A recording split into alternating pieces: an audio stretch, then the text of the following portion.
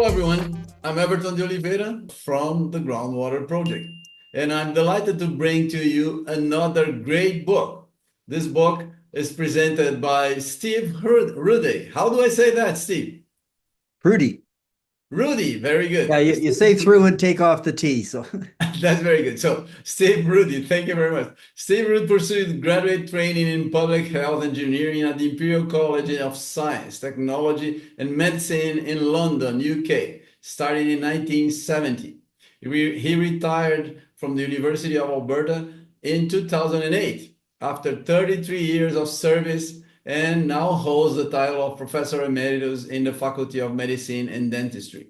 Of course, he has many more agreeable things, and it's an honor to have him here. You may feel free to flip through the book and get his curriculum in full if you're interested. But the good thing is the content of the book. So thank you very much for being here, Steve. It was a pleasure reading your book. Like I told you before starting this recording session, I should have read your book way behind when I started my career, because it put things into place, and it's very, very welcome that he published that for hydrogeologists. So please welcome, and can you explain what your book is and is not as a reference source for groundwater professionals? Please welcome. thanks very much and appreciate your interest. Um, Definitely, the book is not intended to be a manual about how to do public health risk assessment. I provide a citation in Table 10 that lists available references for that purpose. The intent of the book is to provide meaningful insight for readers about how health risk assessment is done and its strengths and limitations, maybe with an emphasis on the latter. That's very good. Thank you very much. You begin your book with a profound question that is, what is safe drinking water? I like that. How is this question addressed in your book? Would you say it defines the quest of your professional career? Or I mean, the whole life would be Sure. too much? I should be clear, my career has been directed at a variety of environmental health risks, but safe drinking water kind of rose to the top because of experience with some fatal incidents. I think the reason it's a topic worth considering is that uh, drinking water regulators operating under a variety of legislation, perhaps no less critical than the U.S. Safe Drinking Water Act. They include the word in the title, but it's nowhere defined in the text. Hundreds of pages of legislation and it's never defined. This suggests to me that it's complicated. Um, the I guess what we can say for sure is that water that makes consumers ill is unsafe. But what's less clear is how far removed you have to be from the unsafe water to consider it safe. What I try to make clear is that it's not a simple yes no answer. Absolutely, safety is not zero risk. And for that, I would point out that the drinking water criteria espoused by various regulators will refer to something like 1 in a million lifetime risk as being tolerable, and yet for every person who's born, they have a lifetime risk of death equal to 1. So there is no zero risk. And pursuit of that is futile. I have to be very honest with you because that I found on the book and now with you in person. I love the way you put things. I love the way you put things. First, you said, So as I said, in terms of definition of my career, I was invited in the summer of 2000, which is a quarter of a century ago now, to become involved in the public inquiry into the Walkerton disaster. And this, made over 2,000 consumers of Walkerton, Ontario's drinking water ill, and it killed 7, including a 2-year-old infant. Um, that was a very critical point in my career to I see imagine. how this happened. And groundwater hydrologists need to look at the history of it. When the well that was contaminated that caused the incident was commissioned, the hydrologist said, this failed the pump test. The water was contaminated with fecal matter from manure, and it needed to be disinfected. And somehow the need for disinfection got lost by the managers and operators in Walkerton, and ultimately led to the failure that killed consumers. Yeah, that's quite.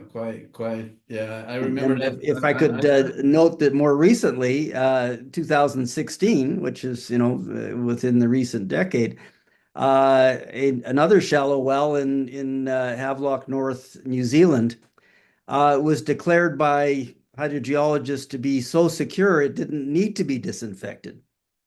And these are wells that were of the order of 10 meters deep.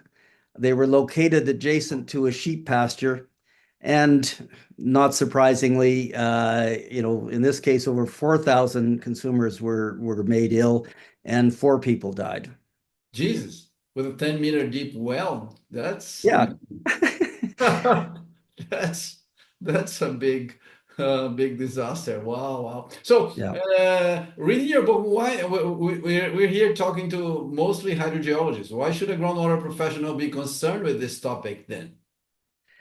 Well, the reality is that you're operating with quality criteria that are the objectives, but there's a lot of judgment that goes into the development of those criteria, and it's essential for the people who ultimately are finding water sources to appreciate the strengths and limitations of those processes, and help us get past the blunders that happened in Walkerton and Havelock North and many other locations, unfortunately. Yeah, that's true. So I'm a contaminant hydrogeologist myself, and we are often familiar with toxicological risk assessment as it informs, remediation strategies.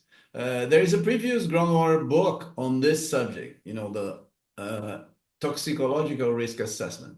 How does public health differ from that? Well, the main feature, I think you're talking about Ed McBean's book, and it deals with quantitative risk assessment, taking the water quality criteria at face value. So it doesn't delve into how those criteria are developed. It focuses on taking those numbers and using them in the broader perspective to try and predict risk. I believe it's essential for public health protection, for users to understand the whole story, the strengths and limitations of those criteria, and I guess ultimately to encourage critical thinking. That's exactly why I told you I should have read your book years ago, many years ago. I know that because we have an idea, but with your book, you put things into the right place in our minds. That's very good for organizing our thinking. Thank you very much for your work. That was very good. So, most groundwater professionals are more knowledgeable about chemical contaminations than microbial contamination. We deal mostly with industry. That's where our work comes from. But could you briefly summarize how your book addresses this distinction, please? Sure. I think anybody could be forgiven for when they look at water quality criteria, the guidelines or regulations, for believing chemicals are more important, because the number of chemicals listed in guidelines truly dwarfs the number of pathogens. Yeah. And it looks like the exercise for determining what are tolerable levels is more exhaustive. But after the Walkerton experience, my wife and I published a book in 2004 documenting incidents that caused illness in consumers.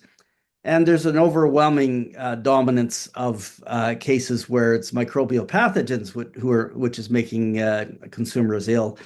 And we followed that up in 2014 with another book aimed at frontline personnel, giving them detailed case studies of some of these failures, both chemical and microbial. But I mean, the reality is that we know that pathogens in drinking water can kill people because we have the unfortunate experience. And in fact, the World Health Organization estimates something like 500,000 people a year die of contaminated drinking water from contaminated by pathogens. So, we got that as a fact.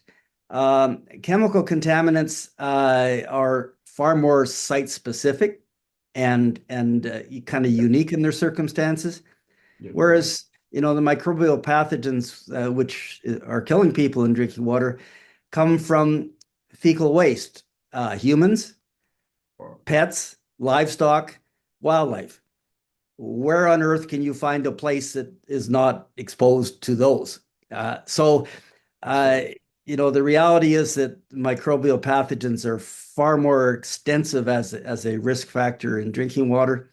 And, microbes themselves are unique in that they can multiply in the body.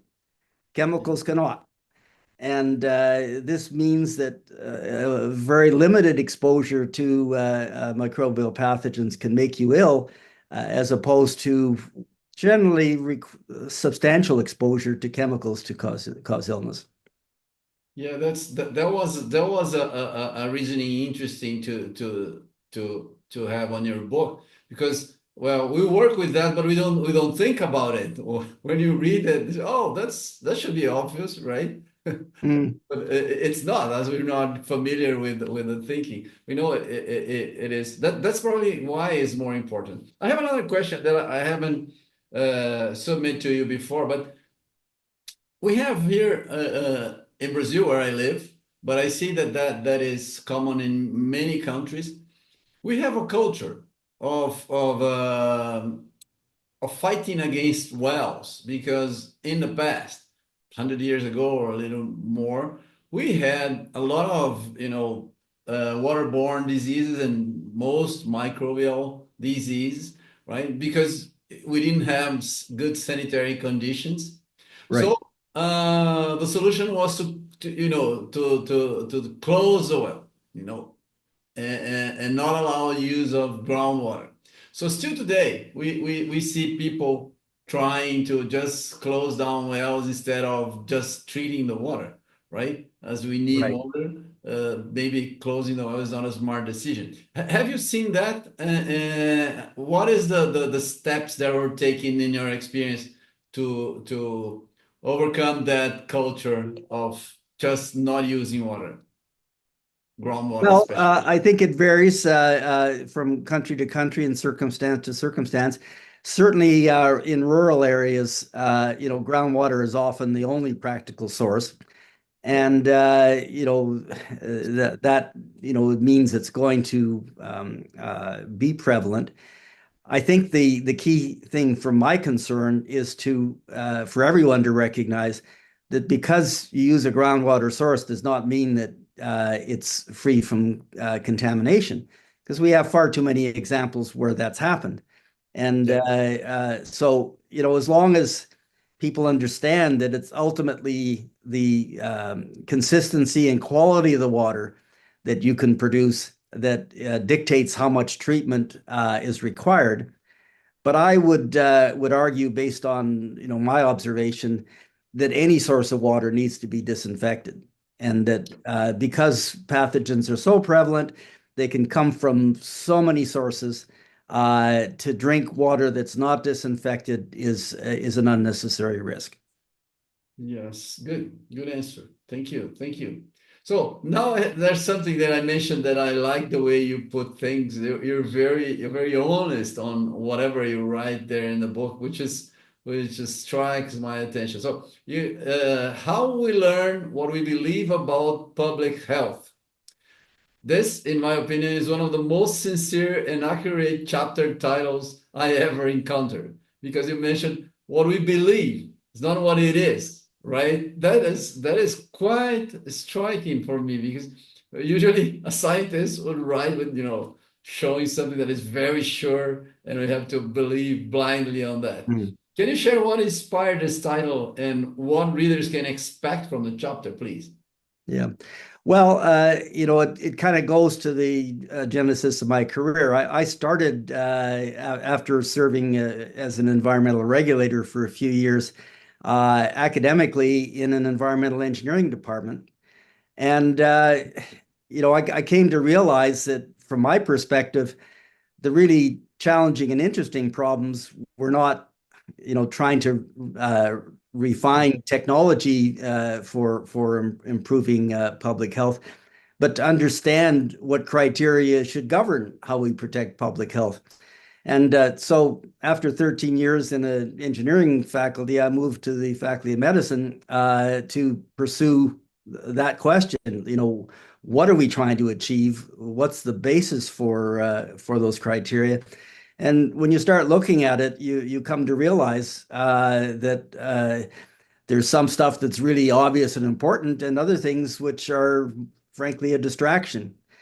So, when I moved to medicine in the 1980s, the really hot topic amongst my medical colleagues was evidence-based medicine, which prompted me to say, well, what did you do before? And I didn't get too many good answers, frankly. But when you dug into what was the evidence basis that the medical profession was pursuing, it became evident that epidemiology is central to the practice. And there's no question that most of what we know about human illness is established by epidemiological evidence. However, because my focus was on environmental issues, environmental epidemiology faces constraints that clinical epidemiology does not, because ethics prevent you from exposing the human populations to things you believe to be harmful. And so you're faced with having to stand back and observe what's going on, which really limits what you can achieve. I mean, if all scientists were limited to observation rather than experiment, I think our scientific knowledge would be severely restricted. So, that's what really got my focus going. I've tried to address it in the book in figures 3 and 4 that try and explain the rationale for it's kind of a taxonomy of what we know about health risk, to put in perspective of how much uncertainty we face when we get into the toxicological risk assessment and epidemiology versus what we know from clinical medicine. Thank you, thank you. So you talked about epidemiology. Your extensive chapter on epidemiology introduced many new concepts to me, even though I consider myself like an experienced contaminant hydrogeologist, or perhaps should I say I considered myself. Now things have changed. I have to be honest, just like you are on your writings. That's very good. Could you provide a brief overview of this chapter for hydrogeologists watching this video, please? Sure, and I guess I should clarify, maybe not as much as I have in the book, that my focus is on environmental epidemiology as opposed to clinical, because I mean the gold standard in clinical medicine is that you can do randomized clinical trials where they are essentially experiments, where as long as you are confident you're testing something that's trying to improve people's health, that you can do these experiments.